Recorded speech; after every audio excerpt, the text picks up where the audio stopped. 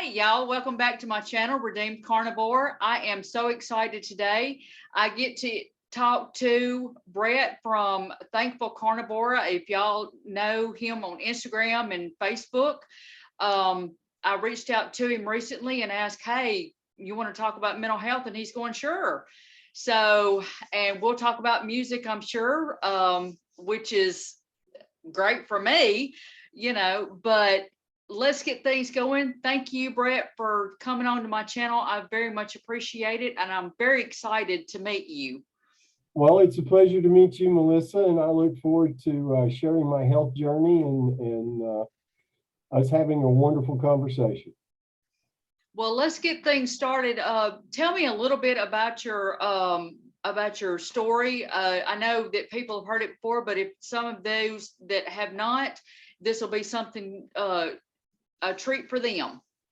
Well, I appreciate this chance to share my story. That's why I do these interviews, is so that people can learn they don't have to suffer needlessly anymore. I was born in Huntington, West Virginia. My parents had a big, enormous vegetable garden. I had fresh vegetables year-round, along with plenty of meat. It was a textbook perfect picture of the standard American diet according to the food pyramid. Right. And out of the four of us, my dad passed away in 2020 from after 20 plus years of type 2 diabetes. My mom suffered from numerous autoimmune issues over the years. My sister suffers from ulcerative colitis and IBS. And I suffered for over 43 years from chronic severe depression, anxiety, and insomnia. All by following the directions. And then as I got older and moved out on my own, my parents had always taught me, when you move out on your own, you can eat whatever you want. And so I did. And that was mostly a diet of fast food, pizza, and beer. I had a promising mental health career at one time in my early 20s, but I started experiencing depression symptoms now as I look back around the age of 15. And in my early 20s, I became a really a high quality expert at self-sabotage. Yeah. And I sabotaged my mental health career completely. In 1990, I was first formally diagnosed with major depression.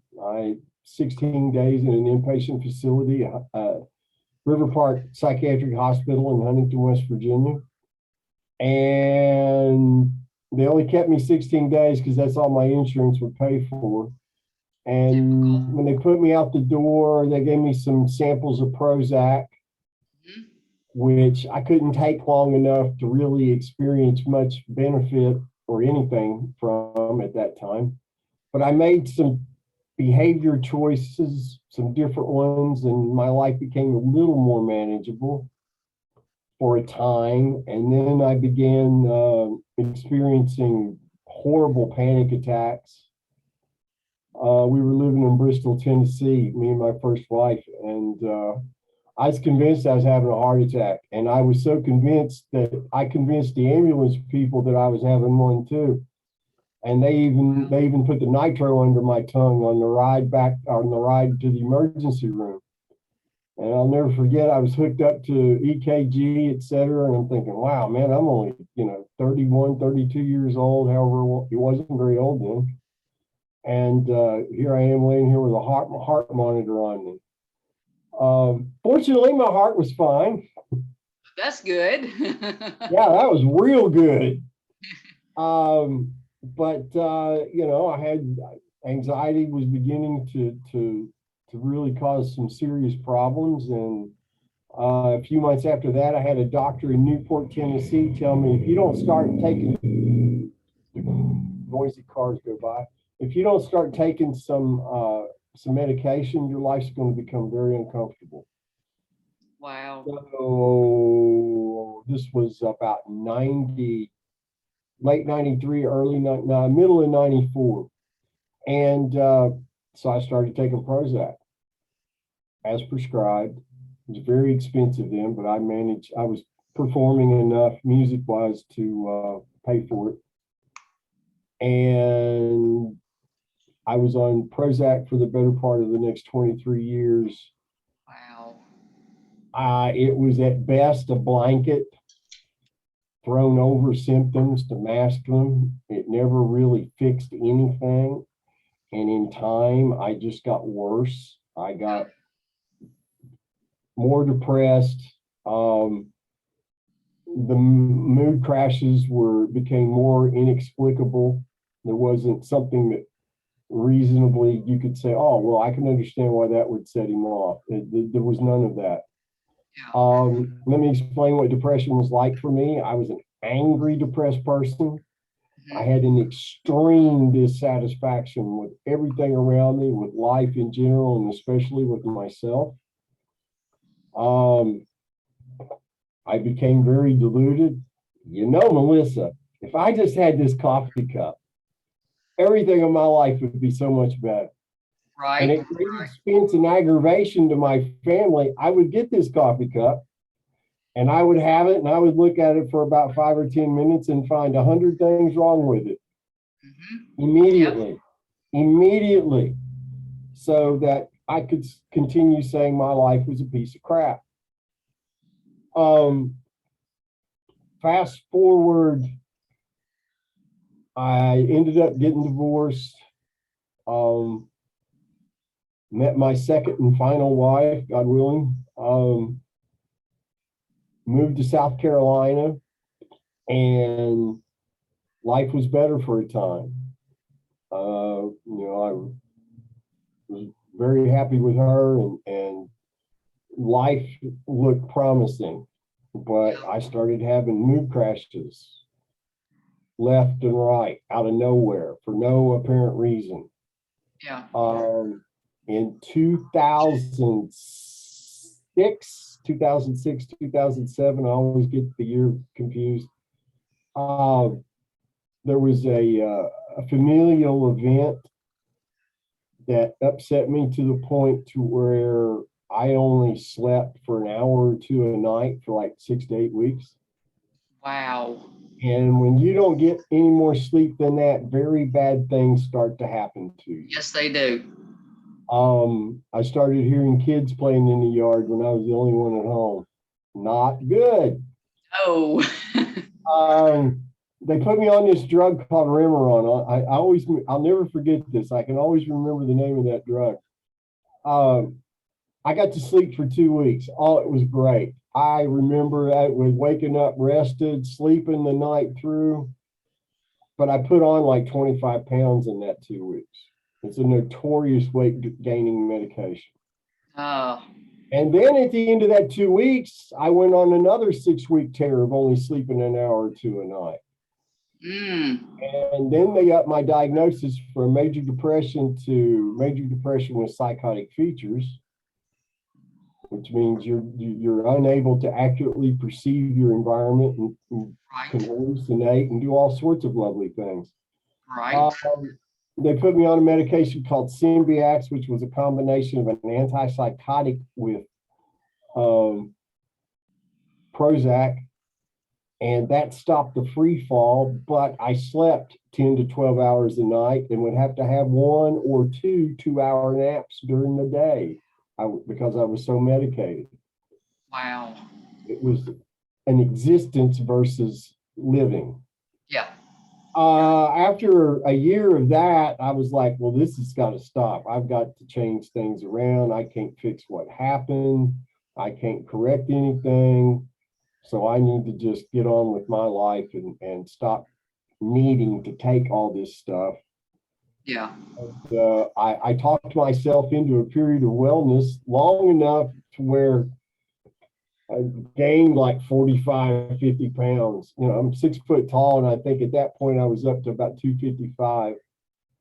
And I was complaining to my wife about all the weight I gained. She said, well, check this Atkins diet out. I hear a lot of good things about it. And in my crazy Brett kind of way, I kind of glanced at the directions. Okay, don't eat bread, don't eat potatoes, have all the meat and you can still have some sugar and junk. And okay, I can do that. And I lost like 35 pounds and my mood improved. But at no time did my wife, myself, or my doctor suggest that it could be the dietary change. Right. I thought it was just because I had made some different choices in my head about how I was going to view things. Yeah. Well, I got to go to my 30-year high school reunion that year. I wrote a couple of albums, one faith-based album. I started performing in churches. Life was pretty good. And then fast forward to about the spring of 2010, and Melissa, I was missing ice cream, something awful. And I wanted some coconut cake so bad, it was ridiculous. And if all else failed, give me some coconut cream pie and I'll be happy. And hey, if I gain my weight back, I can just go back on Atkins and lose it. Yeah. So in the summer, in July of 2010, I'm at Mass on a Sunday night. I'm a Catholic convert. Mass is very important to me. And we're on our knees praying, and I get hit with this physical warning. If you don't get out of here right now, and something really bad, oh, spam callers, go away. Something really bad is going to happen. And I ran out of that church as hard as I could. And 15 minutes later, I was at home, curled up on the couch, bawling like a baby, and had no idea why. Oh, wow. And that began the period of the worst for me. They started throwing meds at me, like throwing crap up against a wall, just to see what might work. I took off-label seizure meds, Lamictal. I was on a hardcore antipsychotics. I was on Abilify for a time. I was on Seroquel. Seroquel was weird because we actually thought Seroquel might be the answer because I did get a little bit better. And Yeah. I actually wrote some really good music, etc. I couldn't mix it or record it well because I was too crazy to process the tools that you have to learn to use to do that with. But it still was kind of more of an existence than a life. Right. But then that all fell apart, and I would follow the same pattern. I might stop feeling worse for a time, and then the bottom would fall out again. Right. Fast forward to January of 2015. We had to move to Florida. My wife's job moved to Florida, where we know nobody. I had to go fishing for doctors. That was not fun. Yeah, that's always a treat. Oh yeah, we no family, nobody to recommend anyone to. It was just not pleasant. But January 2015, I weighed 289 pounds. I was on 6 or 7 different psych meds. The last psychiatrist I'll ever have, not named Georgia Eade, said you should seriously consider electroshock therapy and/or long-term hospitalization. Whoa. And I had seen ECT patients 20 minutes after that treatment. And I thought, no, you're not turning me into an animated corpse. It's not happening. And my real concern with long-term hospitalization was I might go in and never come out. Right. In comes a friend of mine who always gets a mention, named Kimmy Wade. She's a very talented singer. And she answered a Craigslist ad that I put in because I'd written some music that I knew I couldn't sing.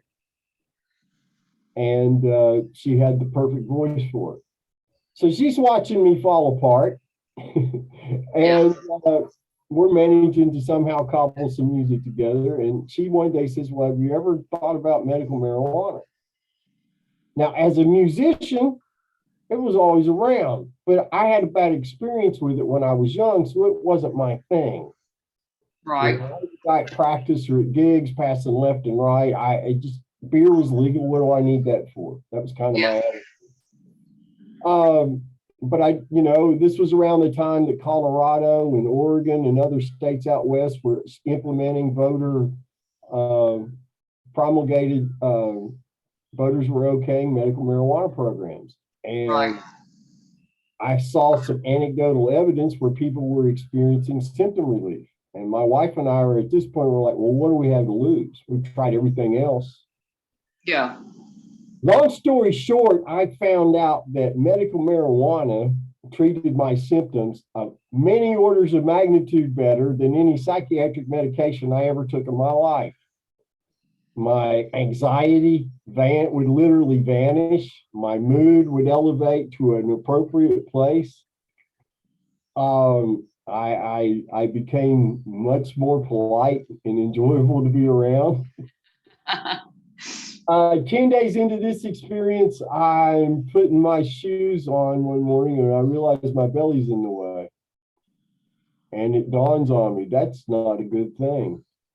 And I go out and I see myself accurately for the first time in many years.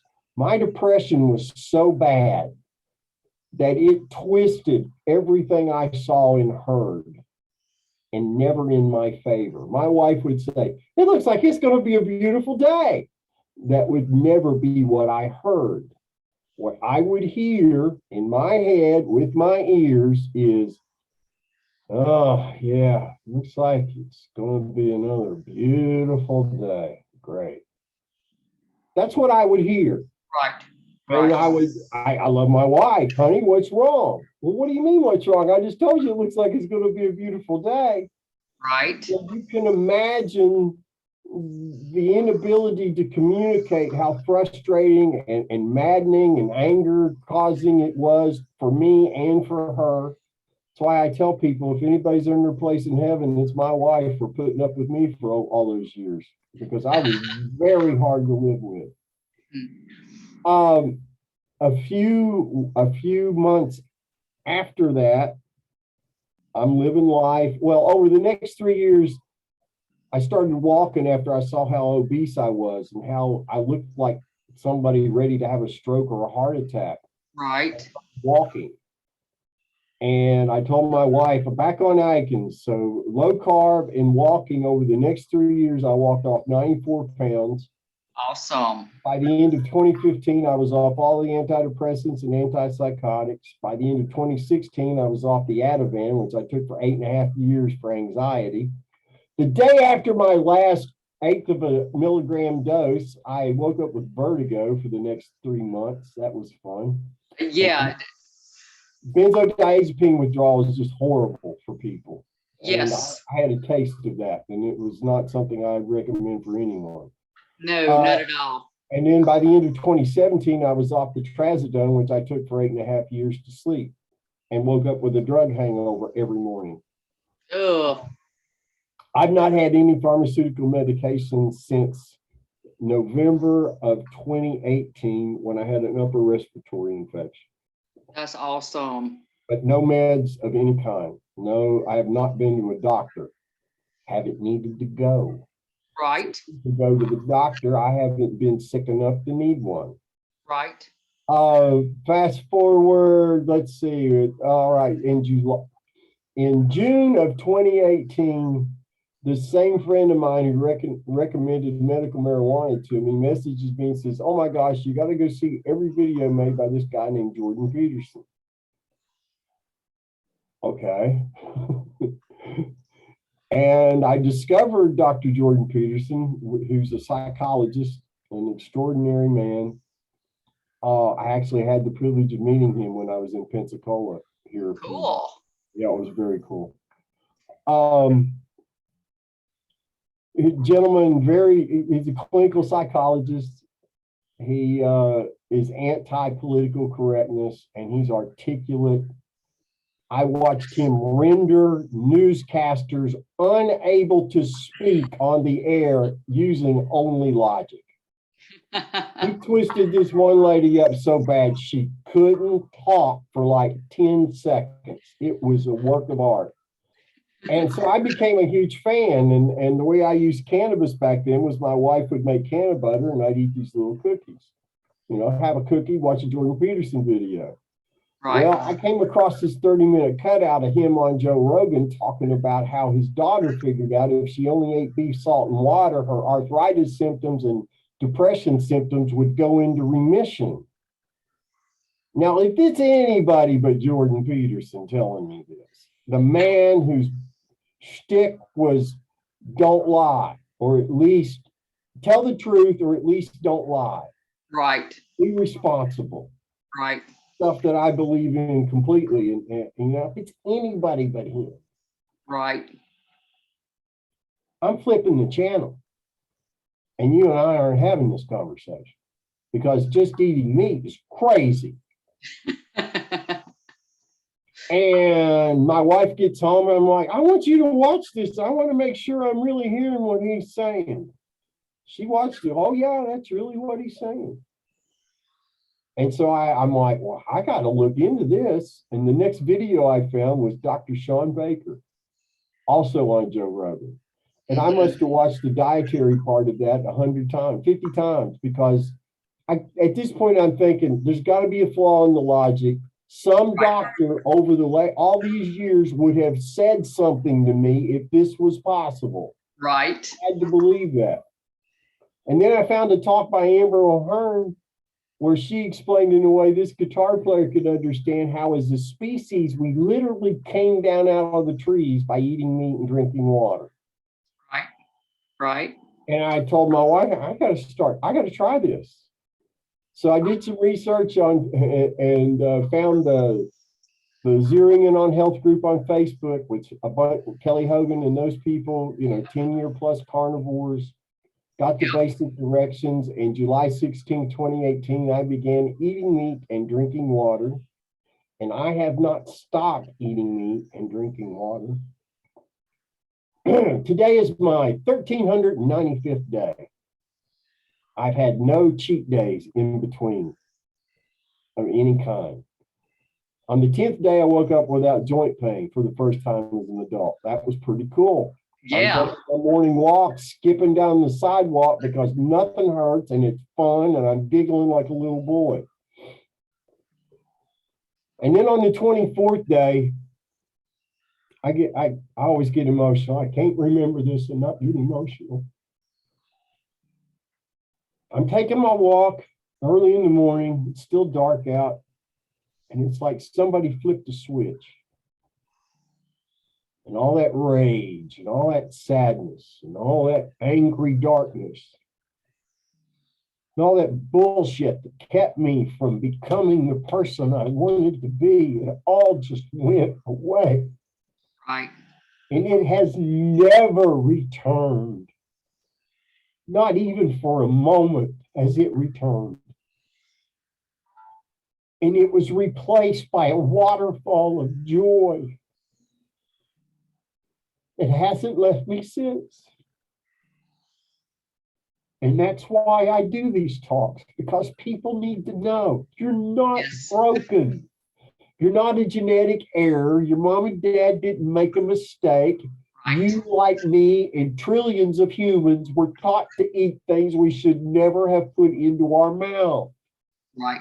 From birth. And when you eliminate the toxic garbage from your diet, your body will heal. Yes. Yes, it will. And that's why I do these talks, and I appreciate the opportunity to share all of that, and I look forward to your questions. You know, it's amazing to me how that we can just eliminate all of that toxic stuff that we have grown up with, because being in the South, you know, you're fed from birth sweet tea, biscuits and gravy. Right, you know, the breakfast of biscuits and gravy or molasses and gravy, or, you know, all of that Wonderful stuff. Cornbread and milk. I remember all of that. Cream of wheat. Yes, yes. Boil oats and eat that nonsense. Right, right. And we teach this to our kids because this is what we were taught. Is what we were told. And then, like for example, my daughter was diagnosed with ADHD. Okay. So, but I noticed that whenever my mother, when she kept her, she'd feed her junk food, like whatever she wanted. Like we're talking from the time that kid woke up until the time she went to bed. Well, she wouldn't sleep. She was literally almost climbing the walls. And I kept telling my mother, stop feeding her that. I had enough sense to know that the sugar and stuff was not good for her. And so I did some research on it. So, she said, oh, yeah, whatever. And I said, okay, fine, Mom. Here, tell you what I want you to do. Let her have anything she wants for the weekend. I said, you keep her for the weekend and I want you to watch her. She came back that next weekend, and my daughter was the type that rage, and just if she didn't get what she wanted, it was horrible. But so she's like, I believe you. And I'm like, I tried to tell you, but it's interesting to me is when you told me, well, that your body healed. Our bodies were made for meat and water, not for all this other, I call it crap. That's what it is. It's crap. Garbage. It's garbage. No one should eat garbage. Right. Right. There's no nutritional value in it that your body can absorb. It's not food. It's right. Garbage. And what's interesting is it affects us not just in our physical body, but mentally as well, because everything that you went through was from eating the standard American diet. And you were put on 9 million medications. You searched high and low, and all you did was get off the standard American diet. That is amazing to me. And it's like, you have this passion, and I do too, for trying to tell people, look, here's what you need to do. Addiction, which is, I was an addict. I started out with growing up with alcohol, and then it went to food. So because one is really no different from the other. I was a devout sugar addict from a very early age, like probably the age of 2 or 3. Right. And then it just morphed. And then, like you said, anxiety. I had anxiety. I was depressed. I was diagnosed with anxiety. I went to all kind of therapists. Now that and childhood trauma, that kind of goes. But the food that we were consuming was making things worse. It wasn't making anything better. So that's why I love to hear your story, and I love to hear you talk to people, because you're sitting there saying, I was on all these medications. I was looking at all these doctors. They were not helping me. It just got worse. They were throwing medicine at you, because let's face it, the doctors, and I say this, and I firmly believe this, the doctors are being paid by these pharmaceutical companies to just throw medicine. Now, the question I have for you, one of the questions I have for you is, did you get any lab tests done, like before and after you started this last and final time, with like your cholesterol or anything like that? I had blood work done, I believe it was 2016. My triglycerides were over 300. My blood glucose was around 200. I was considered just shy of pre-diabetic. I was vastly overweight.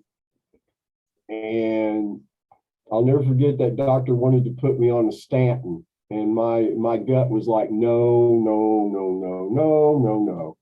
I said, well, I'm going to tell you what, I'm not going to take any meds for this. What I'm going to do is change my diet and start exercising.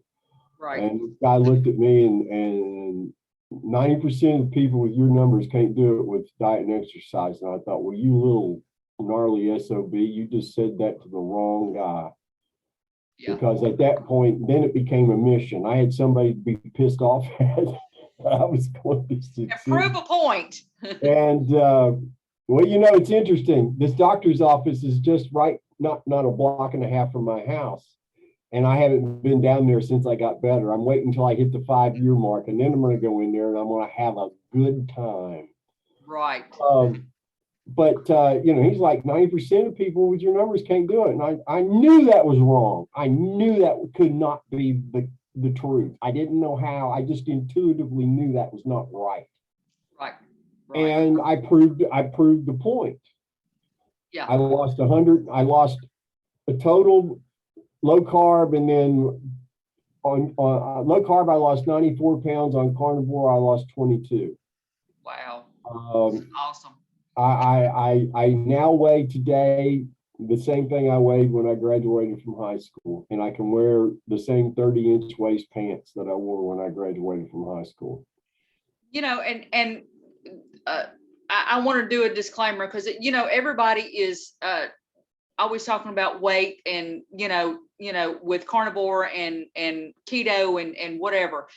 There is more to that, wouldn't you say, than, you know, just the weight part is well, the healing has to happen first. Without the right. healing, the weight doesn't come off, because weight's a matter of hormones.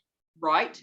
And when you only consume human absorbable nutrition, aka meat, and you only drink water and you're not consuming anything inflammatory or toxic, then your body's free to repair itself as it is designed to do. Right. And then your hormones come into balance. Mm-hmm. And once your hormones come into balance, then the weight starts coming off. Right. And also, when your hormones come into balance, then all your plumbing starts to work as it was designed. Exactly. It's just a godsend for me and my wife. She's 63 and I'm 61, and we weren't looking at growing old together. Didn't look all that appealing before carnivore, but now we're like 20-year-olds minus the stupidity and inexperience of being 20. Right. You know, and I get you. With me, with my addiction, my mom passed away, and so that just spurred my addiction. She's in September, she'll be gone 4 years. So, you know, for me, I fell back into that addiction part, and so I'm like, in July I'll be 2 years clean. And so for me, it's kind of like a start over to where I'm just now getting energy. I'm just now feeling better, you know, and it's taken some time, like you said, with the hormones and with everything, you know, it's a process. You didn't put it on in 5 minutes. You're not going to take it off in 5 minutes. Absolutely. And that's one of the things I emphasize in my coaching. You have to be patient. You have to trust your body. You have to trust the process. There is no way to perfect this. It's already perfect. Right. There are no shortcuts. There's no way to speed the healing process up whatsoever. Right. There's only the basic directions that I follow these still to this day for every meal every day. Only eat when you're hungry. When you're hungry, only eat meat until you're not another bite full. Only eat the meat you crave and can afford. Right. And under no circumstance do you ever put any kind of sweet taste into your mouth. Absolutely.